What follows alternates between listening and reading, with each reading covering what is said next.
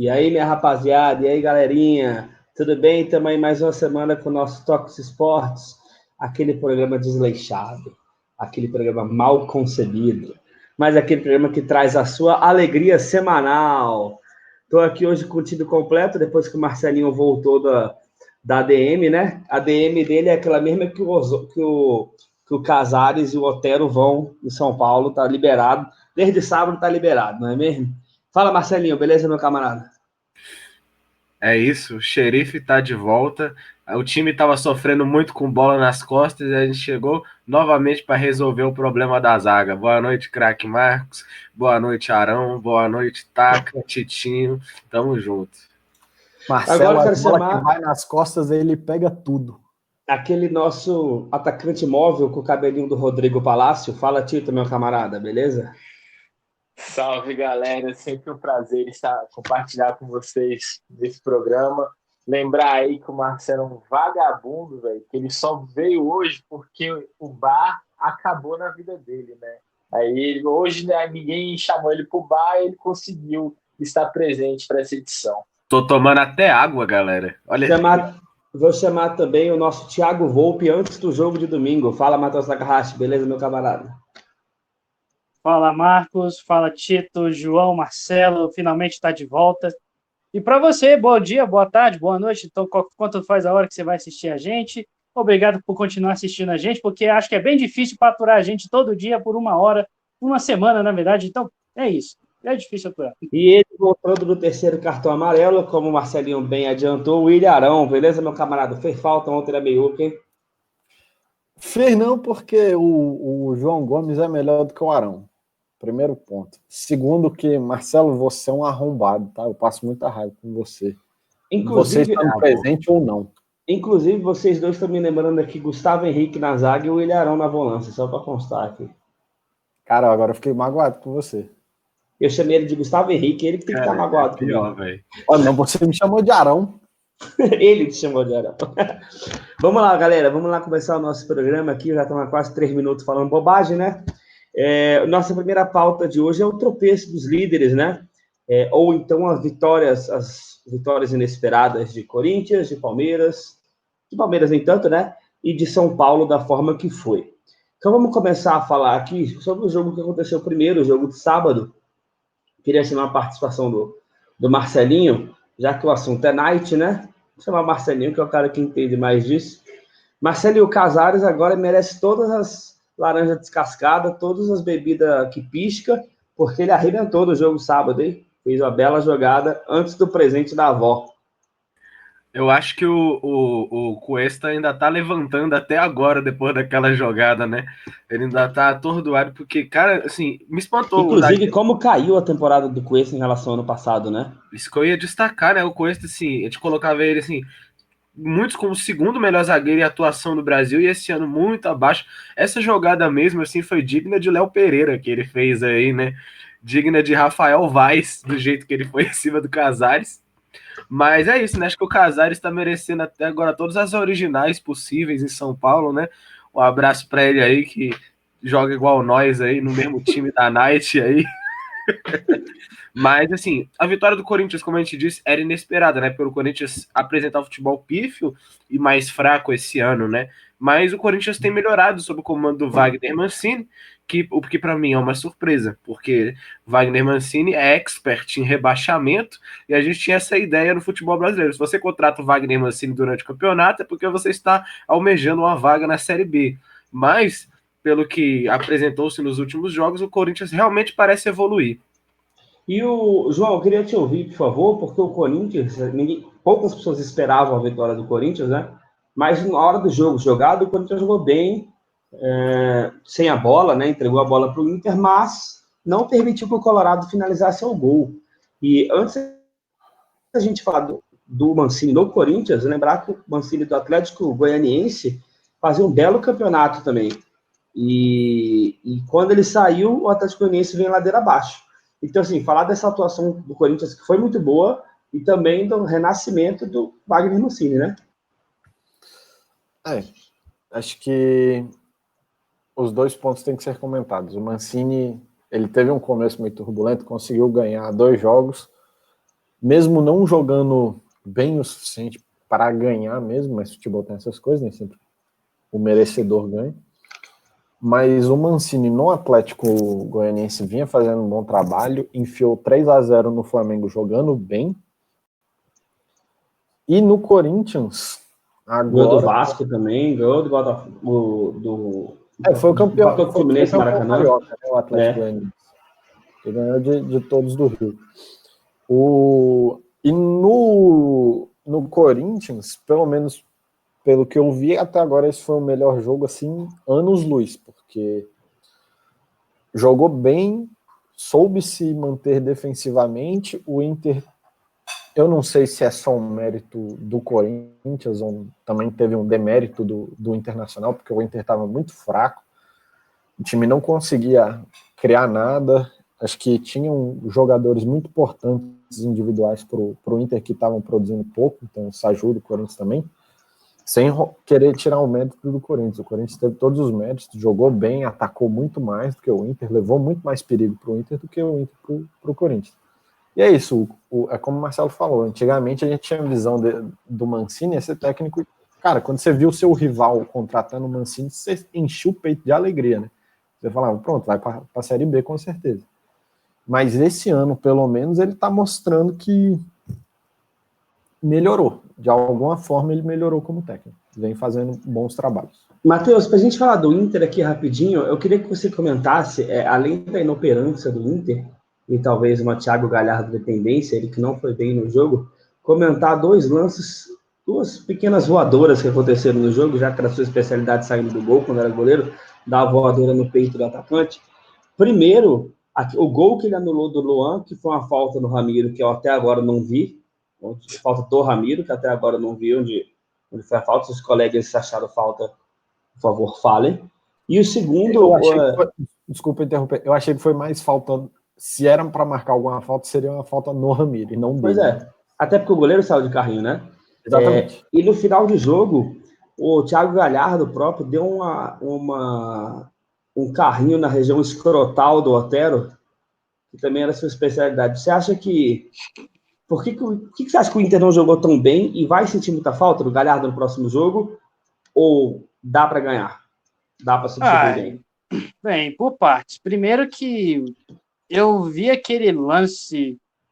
Cara, pior que eu lembro de ter achado que foi falta, mas eu não lembro direito o lance em específico. Então não vou me esticar tanto nesse lance. Quanto ao Galhardo, ele enquanto o Inter jogaram muito abaixo do que costumavam jogar nessa partida, tanto que, para todos os efeitos, o Inter conseguiu a proeza de terminar a partida sem uma finalização certa no gol. Tipo, se o Cássio podia substituir o Cássio por um Cone, que provavelmente o Inter não ia acertar o alvo. Então, tipo, isso só para analisar é bizarro por parte do Internacional, ainda mais com o artilheiro do campeonato, que jogou mal junto com o time, de uma forma coletiva. O Inter não foi o time que jogou bem, não conseguiu superar a defesa do Corinthians, que jogou bem, vem mostrando evolução com o Mancini jogo após jogo, o que é algo bem positivo para o Corinthians. E, cara, aquele carrinho do Galhardo é uma coisa totalmente patética e desnecessária. É uma cãibra mental, podemos definir assim, né? Por assim dizer, né? Uma leseira que com certeza deve ter alguma coisa, possuir o corpo dele e pensou, dá um carrinho naquele fulano. Mas pra quê? Só dá. Aí ele foi lá e fez. E quanto ao próximo jogo, é contra o Coritiba.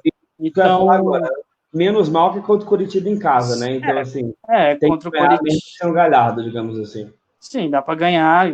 No máximo, talvez tenha alguma dificuldade sei lá, eu não sei se é dificuldade de finalização, até porque o Galhardo por ele ser artilheiro, é uma peça fundamental no Inter. Mas é isso, vamos ver se o Inter vai conseguir sobreviver um jogo sem Galhardo. Tito, eu queria te ouvir aqui. Primeiro, duas perguntas. O Inter ainda é o líder do campeonato, né? Tudo bem que com um jogo a menos que o Atlético Mineiro, mas ainda é o líder do campeonato. Você acha que ele vai ter força até o fim para seguir brigando pelo título? E o Corinthians tem 9 pontos nos últimos 12, né? Tirando a goleada sofrida pelo Flamengo, são 3 vitórias em 4 jogos. Você acha que o Corinthians pode chegar mais acima no campeonato? Ou vai ficar ali no meio da tabela? Você me ouve, Tito? Que a gente não tá te vendo aqui, você tá sem vídeo aqui pra gente. Eu tô ouvindo, então eu vou sair e voltar. Que aí Não, fale primeiro, depois você sai e volta. Tá, então, eu acho que o Inter vai brigar pelo resto do campeonato, até porque ele tem um jogo muito difícil pela Libertadores, né? E assim, daqui até novembro vai ser um mês decisivo para os clubes brasileiros como um todo, que vão saber em quais competições eles ainda vão estar, contra quais adversários que vai afunilar mais essas competições de mata-mata, fazendo com que esses times tenham um calendário mais humano, por assim dizer. Então, pelo Inter estar na briga no final do primeiro turno, tudo indica que ele vai estar na briga no final do campeonato. Eu acho que é isso, é até um papel importante você estar na briga ali, que em algum momento você pode conseguir se desgarrar. Já em relação ao Corinthians, eu também acho que o Corinthians tende a melhorar, até porque o time, apesar de, na época do Thiago Nunes, estar muito mal montado, os jogadores sem apresentar nenhum tipo de melhora em relação ao futebol dele, eles conseguiram. O time não era ruim, né? O elenco não era ruim. É claro que ele é mal montado, tem diversas falhas e passou a contratar jogadores que não estavam sendo aproveitados no Atlético Mineiro, mas o time não é fraco. E também lembrar que no Campeonato Brasileiro, um time de meio de tabela tem grandes chances de ir para Libertadores. Então, isso acalma um pouco os ânimos dos torcedores. O Corinthians, na verdade, obrigado, Tito. Antes da chegada do Mancini, era um bando, né? Agora tem um mínimo de arrumação tática, mas vamos mudar de jogo aqui. Falamos do jogo do sábado, vamos para o jogo de domingo agora, certo? Flamengo e São Paulo, beleza? Flamengo e São Paulo fizeram o jogo do Maracanã e foi uma vitória, talvez não uma vitória tão surpreendente, mas o placar elástico surpreendente não conta a história do que foi, talvez, o que ia ser o jogo, né? Com 2 pênaltis para o Flamengo e tudo mais. João, eu queria te ouvir para a gente começar. O que levou o Flamengo a essa derrota tão elástica? Cara, eu acho que o jogo de ontem é um jogo difícil de ser explicado, porque quando você olha o 4-1 em casa, é meio bizarro, né? Quando o Flamengo fez 5-1 no Corinthians, desculpa relembrar isso, todo mundo falou, né? Que, tipo, quem olha o placar pensa que o jogo foi um atropelo, e foi mesmo. Quem vê o placar de 4-1 para o São Paulo pensa que o jogo foi um atropelo. Não foi exatamente. O São Paulo foi melhor que o Flamengo, na minha opinião. Mas o São Paulo não foi essa coisa dominante, não foi essa coisa avassaladora. Você achou o Flamengo mais desorganizado que nos outros jogos? Achei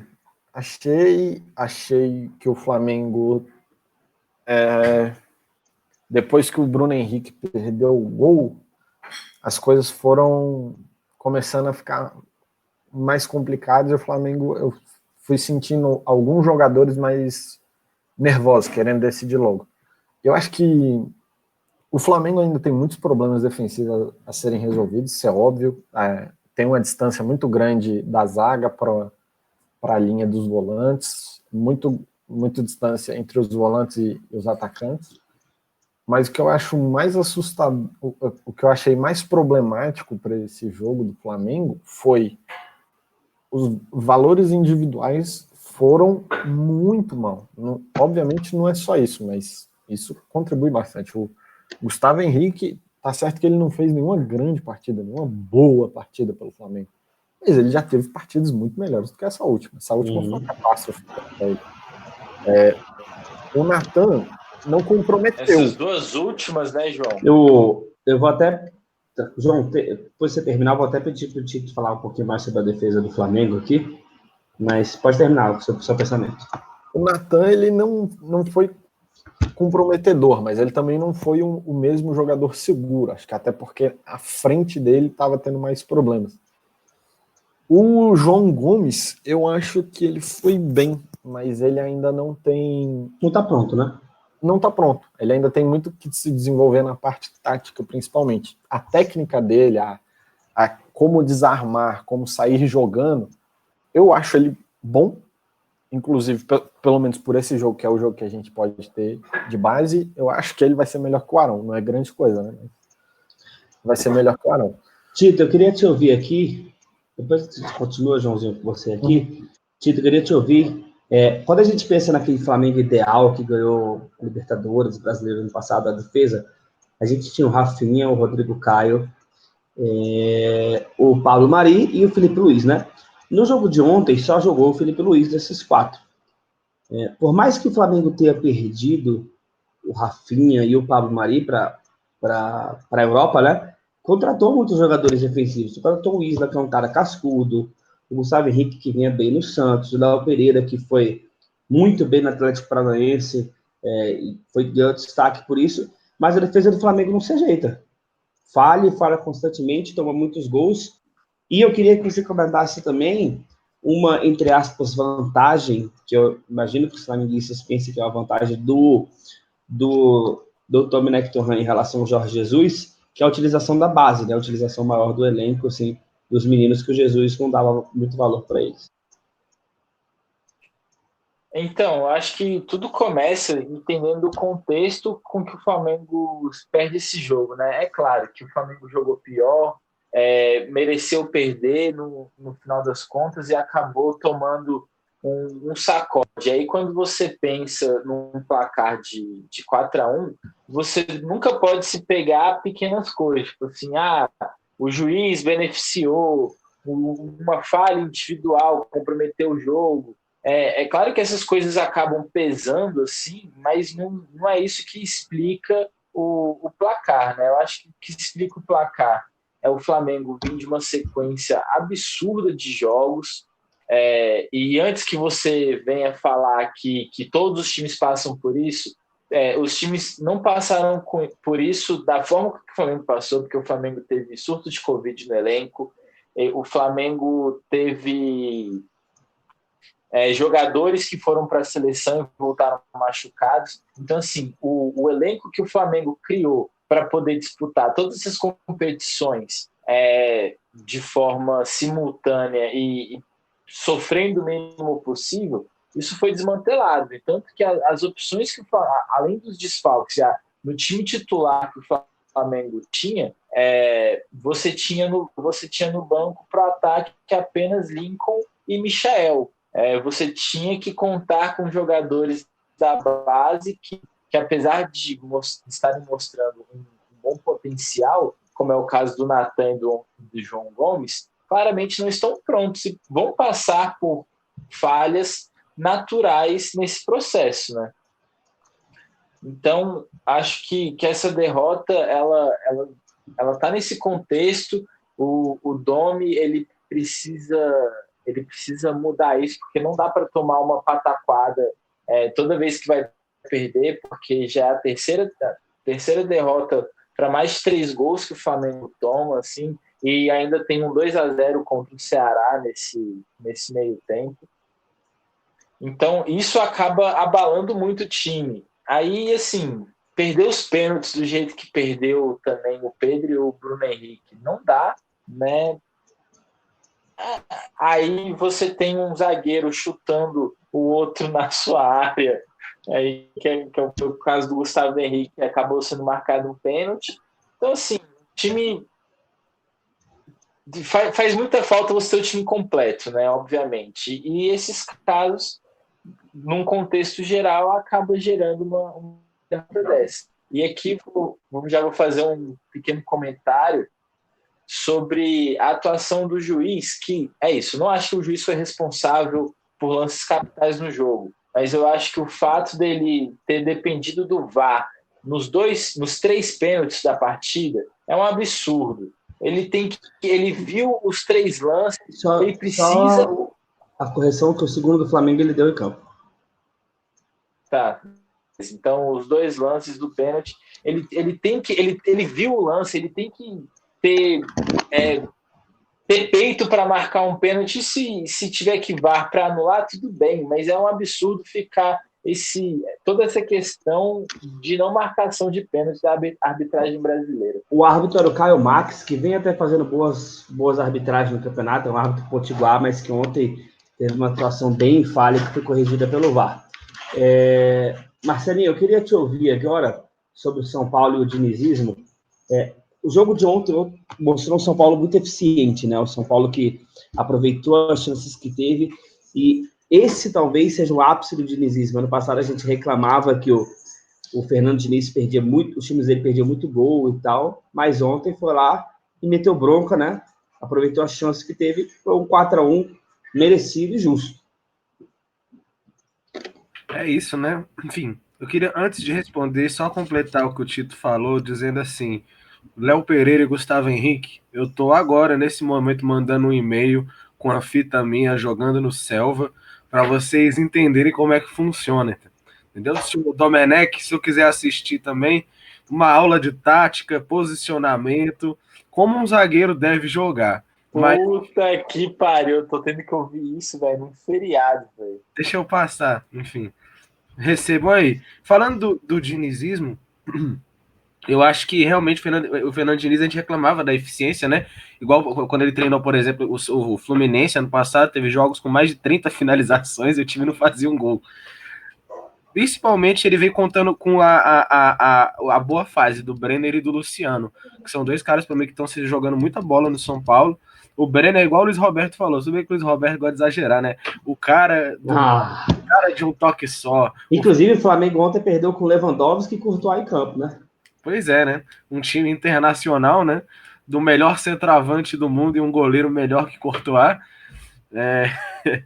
Mas eu acho que realmente, até a mesma saída de bola do Diniz funcionou sob a pressão do Flamengo durante a maioria do jogo. No final, quando o time resolveu apertar, acho que o São Paulo entregou umas 3 bolas que o Flamengo desperdiçou, né? Inclusive o ataque do Flamengo vai muito mal. Mas realmente, eu acho que o São Paulo ele se mostrou muito eficiente.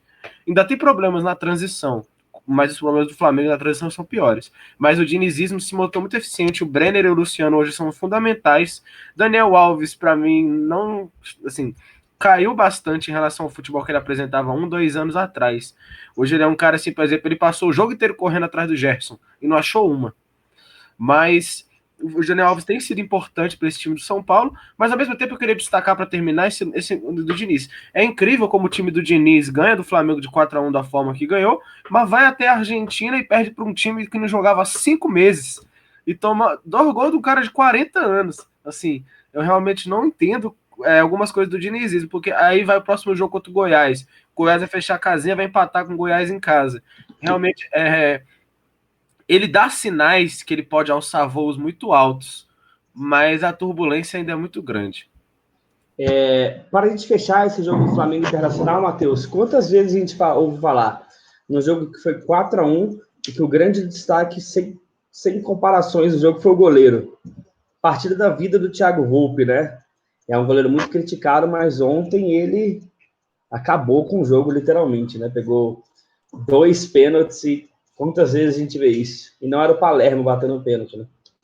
Pois é. E para a gente completar, eu queria que você destacasse também o quanto que o pênalti é importante e trouxesse algumas estatísticas de pênaltis para o nosso campeonato, né? Pois é, né? Só para você ter essa curiosidade dos pênaltis, né? Até estava vendo durante o jogo. Com os 2 de ontem, o São Paulo teve 5 pênaltis contra e nenhum deles foi gol. Incrivelmente. E desses 5, só um realmente foi desperdiçado, que foi uma bola na trave. Todos os outros 4 foram defesas do Volpi. Então, isso mostra que, pelo menos, o Volpi pode não ser o goleiro perto de substituir o Rogério Ceni, até porque eu acho que o Rogério Ceni é simplesmente insubstituível. Ou você ressuscita o Chilavert, ou você ressuscita o Rogério Ceni, as duas coisas não dá. Mas ele é um ótimo, mas ele tem se mostrado um ótimo goleiro, compensando muitas críticas que são feitas a ele. E a atuação de ontem dele foi uma atuação bem segura, uma atuação bem firme, até por conta da defesa dos pênaltis. Claro que você pode tem a questão dos batedores do Flamengo não ter um batedor direito, Tanto que 2 batedores conseguiram perder o pênalti do mesmo jeito. Até ter o Gabigol, mas o time do gabarito do Flamengo não pode ter só um cara que bata pênalti. Né? Não, pois é. Isso é meio... Eu acho isso meio estranho. E tanto Volta que isso... Dourado. Pois é, né? O carinho da torcida. O Dourado que semana passada, inclusive, conseguiu perder o pênalti. Não sei se vocês viram esse vídeo que rodou aí na internet, mas ele fez um rebote. Pois é. Mas só para tentar completar e até falar um pouquinho do contexto dos dois times, né? O São Paulo, pelo menos no Campeonato Brasileiro, vem mostrando os lados positivos do dinizismo, por assim dizer, né? Até porque o time até aqui só perdeu 2 vezes no campeonato, já tem uma sequência que agora é de 9 jogos sem perder, e com 3 jogos a menos, e considerando que dentro desses 3 jogos a menos você tem 2 jogos contra times de baixo da tabela, e o outro contra o Ceará, que é um pouquinho mais complicado, mas mesmo assim é um jogo que dá para conseguir vencer.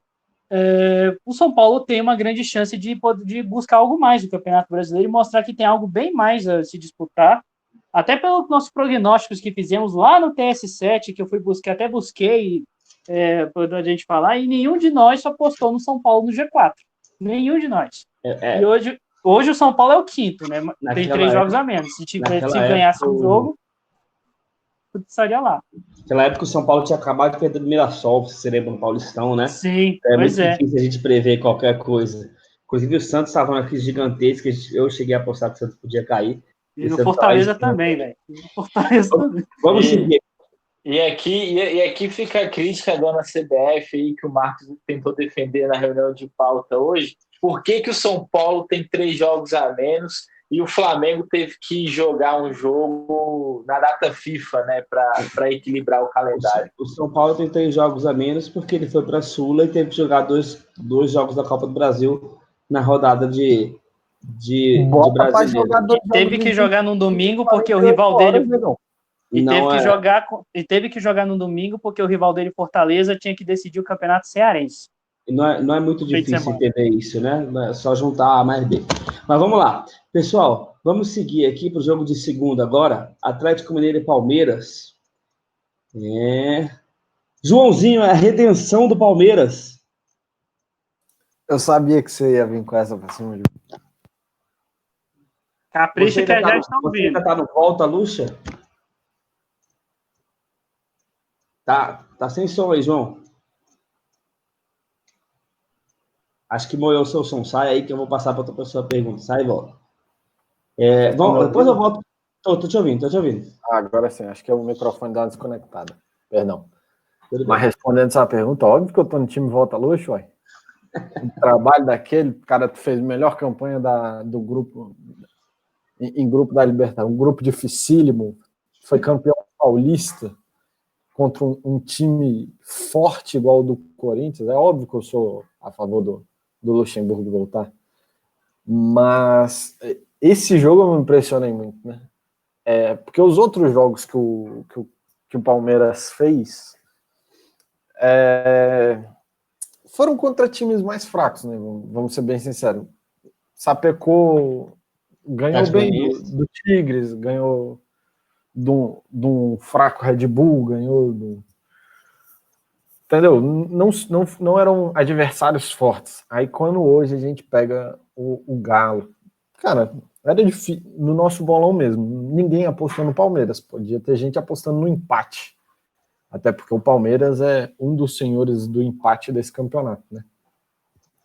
Mas ninguém esperava o jogo bem feito que o Palmeiras fez, assim como o Corinthians jogou bem, armou bem a defesa e conseguiu sair bem. O Palmeiras também. O Palmeiras tem mais facilidade com isso porque tem muito mais valores individuais, né? E o Cebola conseguiu fazer um bom trabalho. Botou... O Atlético conseguiu a proeza de levar gol do Rony, né? Para mim, o mais importante foi ter tirado o Lucas Lima do time, né? Ali era óbvio. Mas isso aí até o Pofechou já tinha feito. Nada, o senhor amava o Lucas Lima. Não, mas no final do Pofechou, o Rafael Veiga já era titular, rapaz. Já tinha me dado uns pontinhos aí no Cartola. Mas o Palmeiras só para concluir, o Palmeiras, apesar de ter feito um bom jogo, ele não vinha inspirando muita coisa. Até o meu sogrão, o senhor Jeremias, não estava confiante para esse jogo, não. Marcelinho, eu queria te ouvir. O Atlético, nos últimos jogos, apesar de ainda ser o segundo melhor ataque do campeonato, tem mostrado uma dificuldade grande, assim, de fazer gols, né? Não fez gol no Sport, não fez gol no Palmeiras hoje, já fez um contra o Fluminense há 4 rodadas. Então tem mostrado uma dificuldade, né? O que falta? Moiou para o São Paulo? Tem um meme muito bom que eu vi na internet, que era assim, né? Qualquer time ganha do Galo. Aí o Sampaoli com o olho vermelho irritado. Preciso de mais reforços. Tá nessa desde o começo do ano, né? Qualquer derrota, ele vai lá, achincalha a diretoria do Galo lá, do Borguês que tá patrocinando lá. É MRV? MRV, né? MRV. O MRV que tá botando tudo no Galo, fala, ó, vou embora se não trouxer mais reforço. Todo mês tu vê o Galo querendo contratar alguém, aí chega, mas e aí, né? Assim, se a gente tá reclamando de Gustavo Henrique, Léo Pereira, o Galo tem Hever e Júlio Alonso, né? Eu acho que também o Capitão Hever já não era jogador de futebol tem uns 3 anos, né? E ele ser titular no Galo é complicado. Ainda mais no time que joga com linha alta, joga com pressão, você ter 2 zagueiros lentos é muito difícil. Mas o zagueiro reserva é um zagueiro rápido, o Igor Rabelo. Mais 200 metros de altura, né? Enfim, você ainda tem o camisa 2 do Mengão, que joga lá, que é o Guga, né? Sempre ajudando a gente da melhor forma possível. Eu não acho que tenha, assim, o que aconteceu com o São Paulo é que, tipo assim, e ele sabe disso. Tudo bem que ele fica pedindo mais reforços, mas essa desculpa tá acabando, porque o time tá começando a montar e tá começando a vir melhores jogadores. E o que tá acontecendo? O time tá oscilando muito. O time do Galo é o melhor elenco? Não é o melhor elenco, mas as peças são boas. As peças são boas. O time do jeito que tá encaixado, com tempo para treinar, né? Só tem uma competição, não era para estar oscilando tanto. Não era para estar oscilando. A gente tem no Galo, só para a gente encerrar o Galo aqui, um atacante que é o estilo Tito, né? Atacante móvel.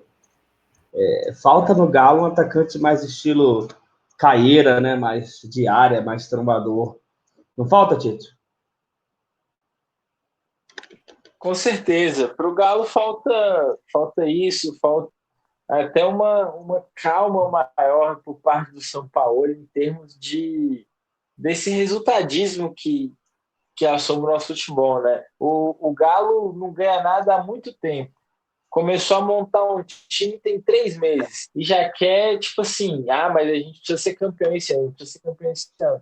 Não acho que seja por aí. Eu venho batendo na tecla aí que o elenco do Galo ele começou a ser montado nessa temporada e dificilmente vai colher os frutos que se deseja, até porque foi no meio da temporada, né? E ainda mais no pontos corridos, né?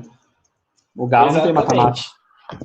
E assim, o Atlético também contrata muita gente que hoje já não é titular do time. Aí não dá para entender. Você contratou o Marrone a preço de ouro do Vasco.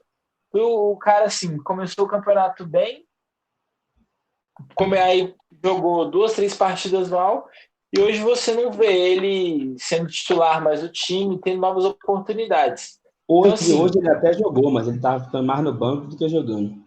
Exato. Então, assim, você tem que pensar que aquele processo que o Flamengo passou, o Corinthians está passando agora também, de, tipo assim, vai contratar uns caras aí, tipo, não olha para o mercado com carinho.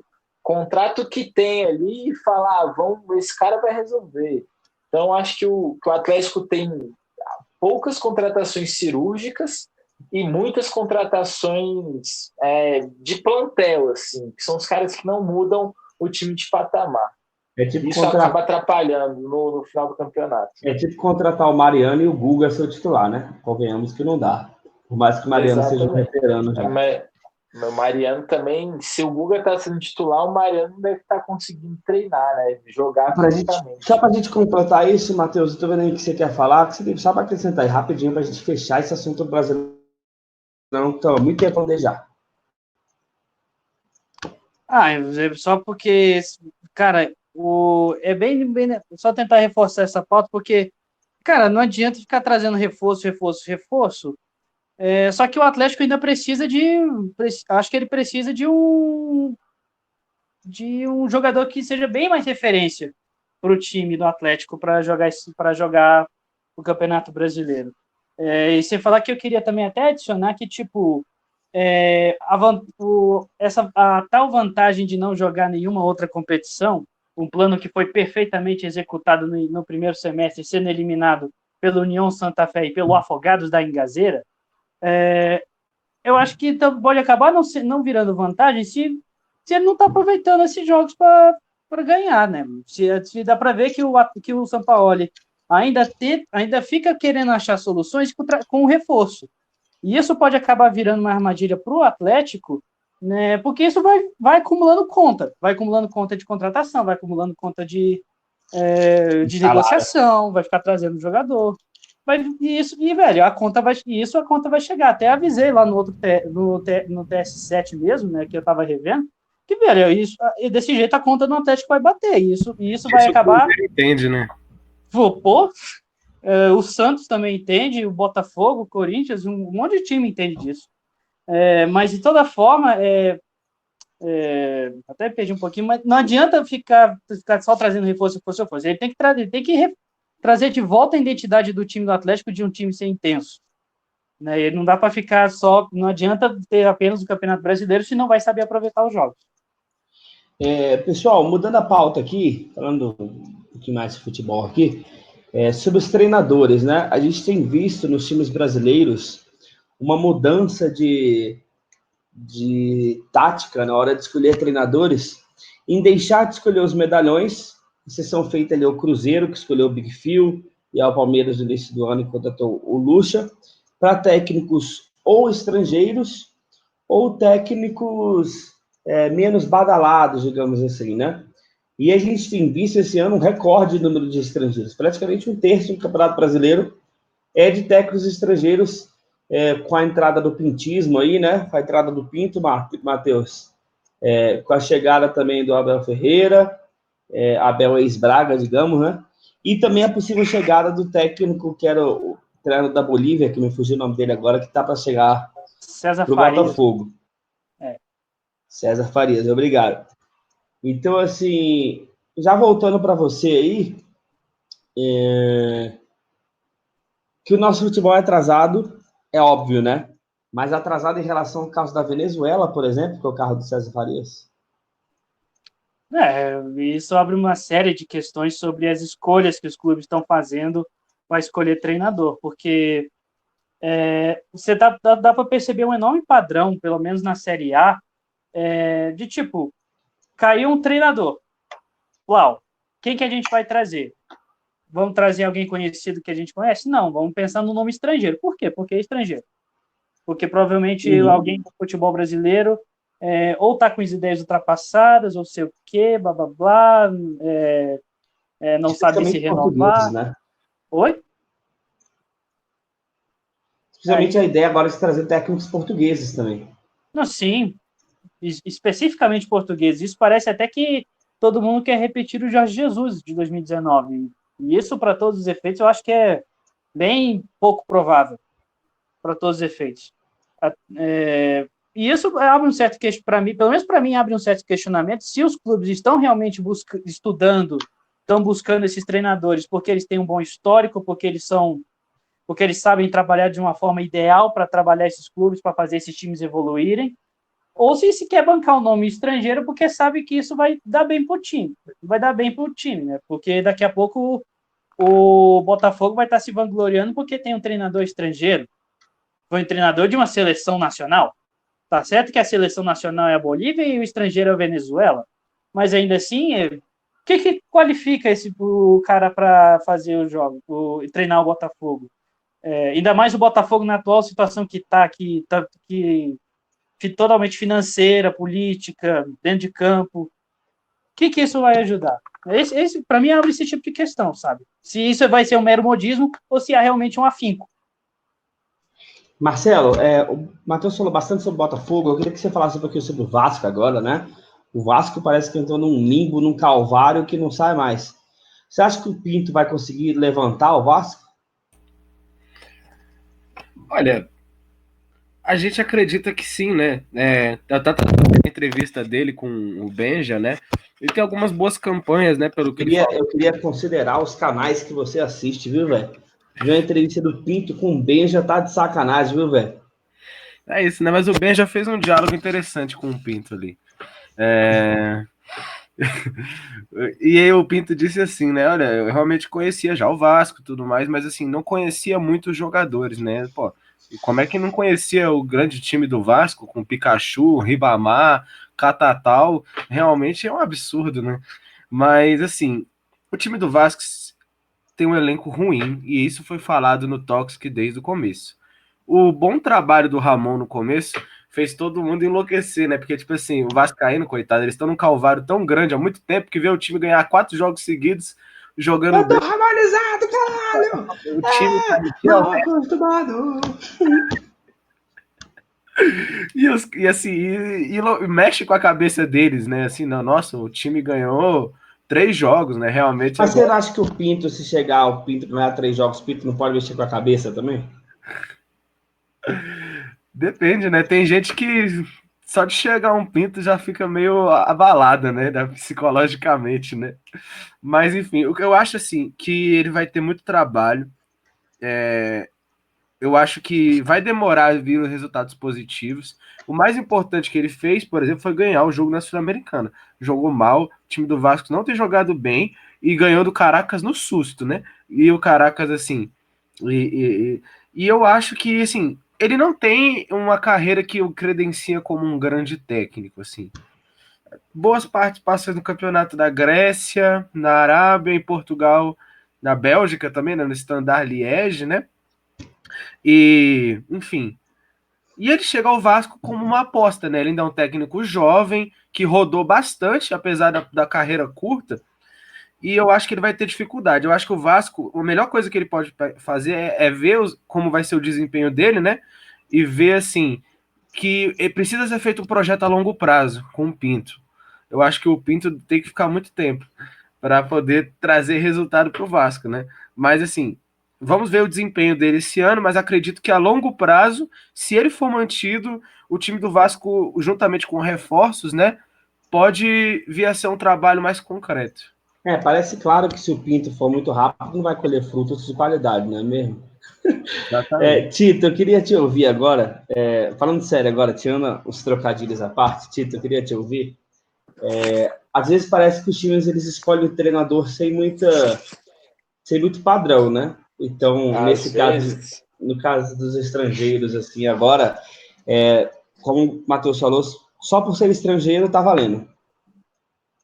Mas é exatamente isso. Eu até tiraria esse às vezes, porque dificilmente a gente vê um clube contratando um técnico por convicção naquele trabalho. Recentemente, eu citaria aí o Kudê, no caso do Internacional, que o Inter meio que abandonou o Campeonato Brasileiro na sua fase final, abandonou as possibilidades, né, de uma classificação melhor, para falar, esse cara vai ser o meu técnico na temporada que vem, porque eu entendo que esse é o futebol que eu quero que o Inter jogue. O caso do Jesus do Flamengo, que assim, o maior técnico da história do Flamengo foi treinar o Flamengo por acaso. No caso do Domi, o Flamengo maior técnico já do Flamengo? Já, uai. Quem ganhou? Os Carpegiani, que ganhou tudo? Maior.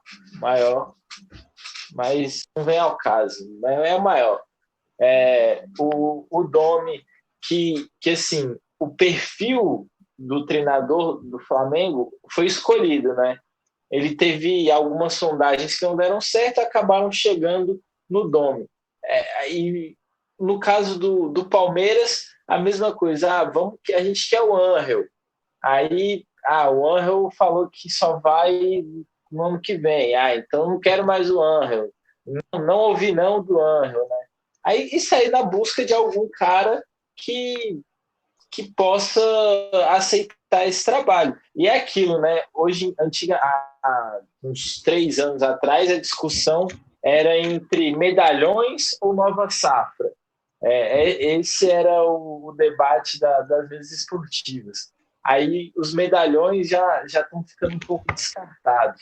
Aí agora a discussão é entre nova safra e estrangeiros. Só que o problema dessa nova safra de técnicos brasileiros, que passa por Zé Ricardo, Valentim e Barbieri e tantos outros, é que parece que a formação desses caras é muito inferior.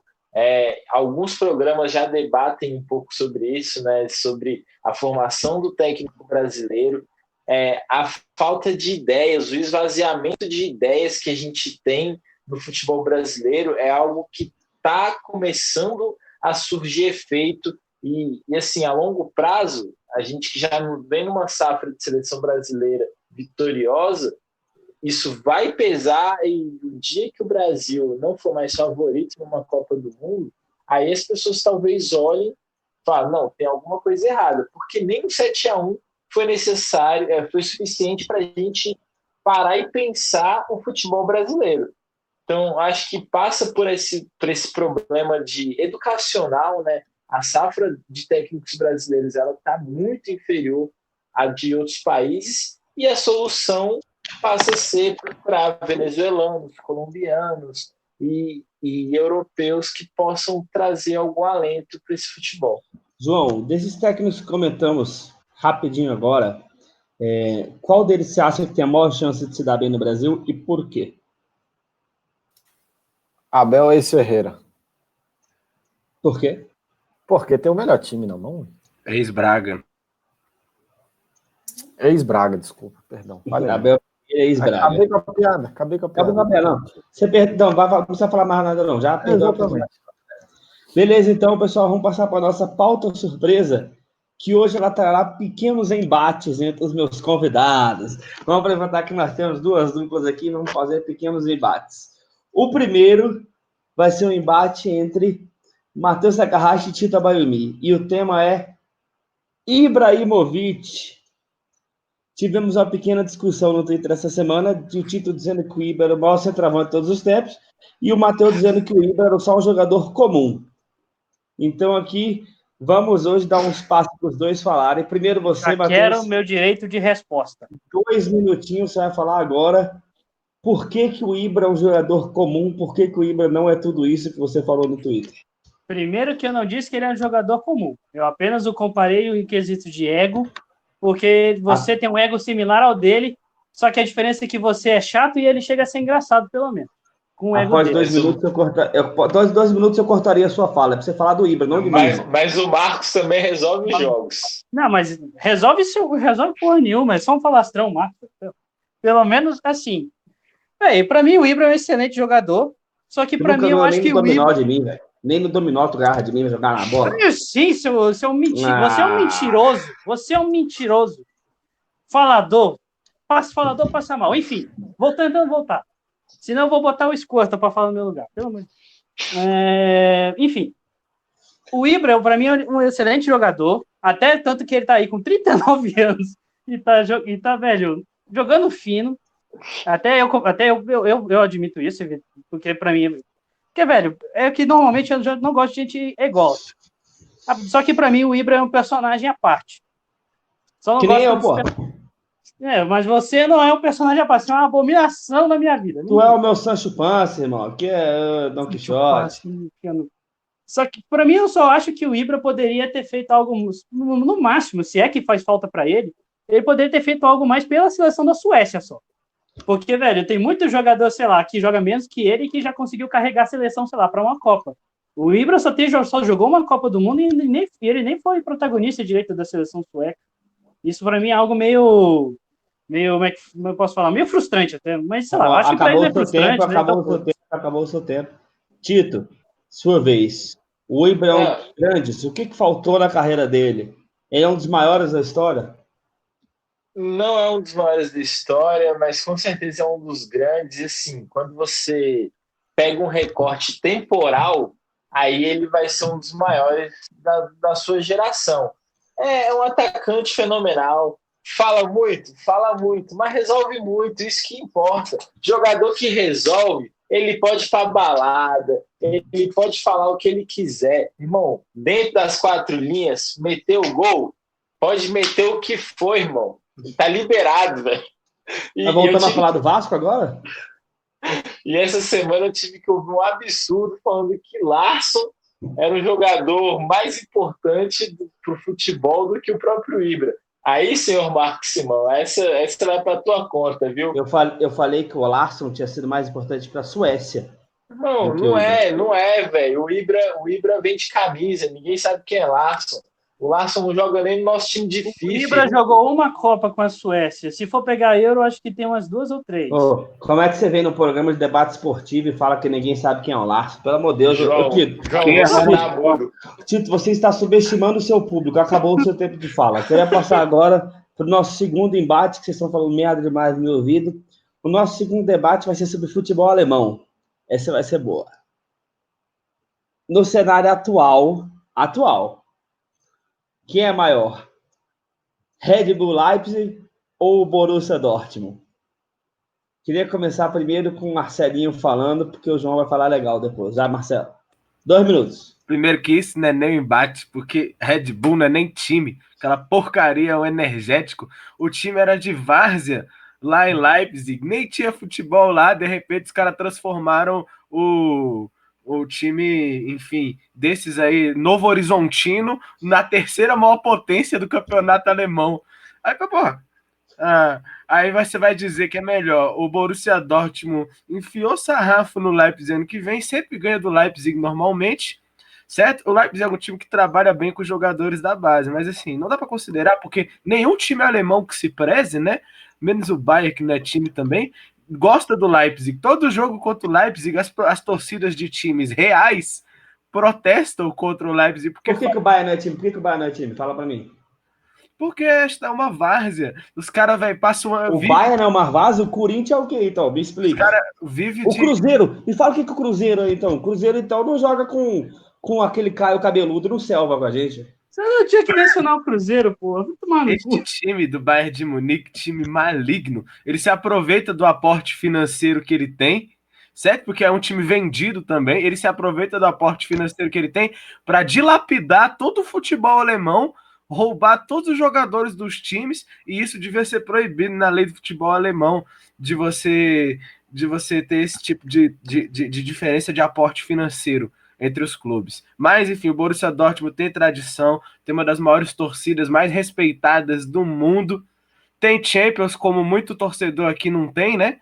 Tem Champions, certo? É o segundo maior campeão alemão e é brabo. Marcinho Reus, a lenda. João, queria passar para você a fala, para você me dizer por que atualmente o Red Bull Leipzig é maior do que o Borussia Dortmund. Só falar aqui, o Marcinho Reus fez a mesma escola de medicina, foi professor de medicina do Berril, né?